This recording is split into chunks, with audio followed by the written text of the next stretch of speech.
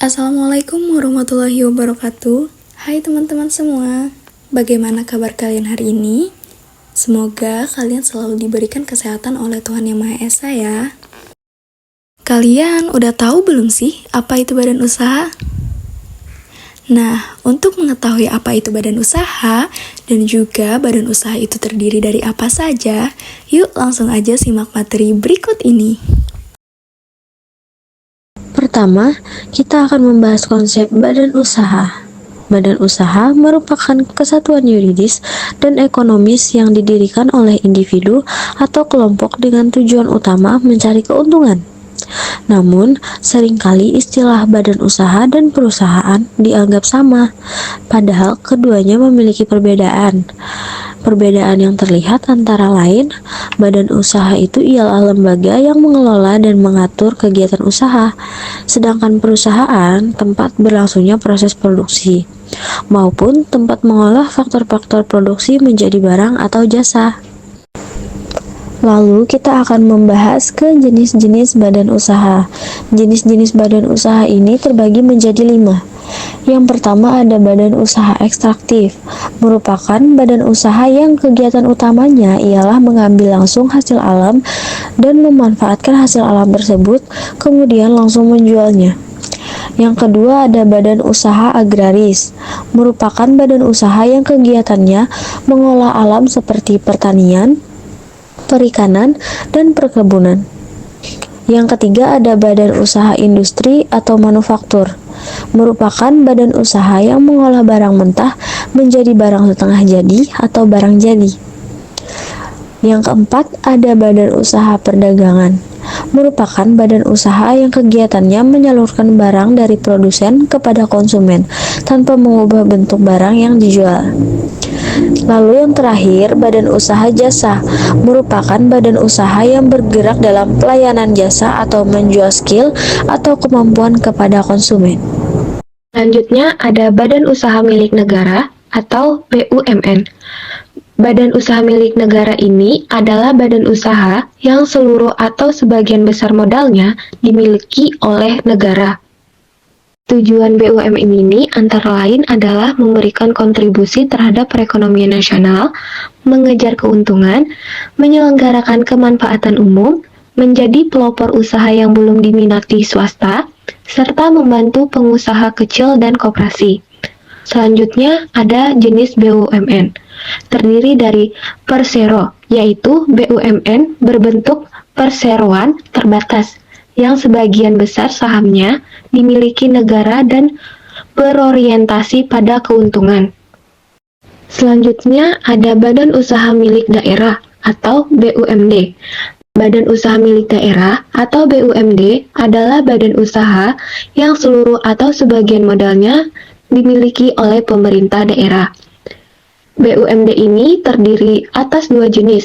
Yang pertama, ada perusahaan perseroan daerah yang berbentuk perseroan terbatas. Yang kedua, ada perusahaan umum daerah yang seluruh modalnya dimiliki daerah dan tidak terbagi atas saham. Materi selanjutnya yaitu tentang badan usaha milik swasta atau BUMS.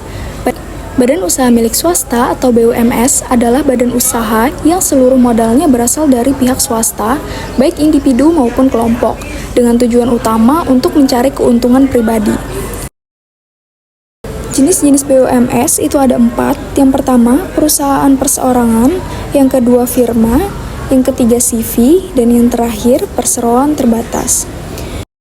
Keunggulan dari BUMS ini sendiri terletak pada kemampuannya dalam mengambil keputusan secara cepat dan fleksibel, sedangkan kelemahannya antara lain kecenderungan terlalu fokus pada laba dan kesulitan dalam memperoleh sumber modal. Materi selanjutnya yaitu tentang koperasi. Koperasi adalah badan usaha yang berasaskan kekeluargaan dan menjunjung tinggi musyawarah dalam pengambilan keputusan untuk mencapai tujuan bersama. Tujuan utamanya adalah untuk meningkatkan kesejahteraan anggota secara ekonomi dan juga sosial.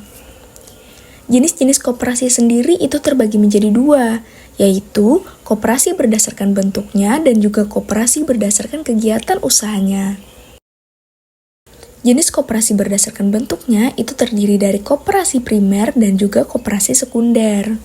Koperasi primer itu adalah koperasi yang beranggotakan orang per orang dengan jumlah minimal 20 orang. Contohnya adalah koperasi unit desa dan koperasi pegawai. Kemudian, untuk koperasi sekunder, itu adalah koperasi yang beranggotakan badan hukum koperasi.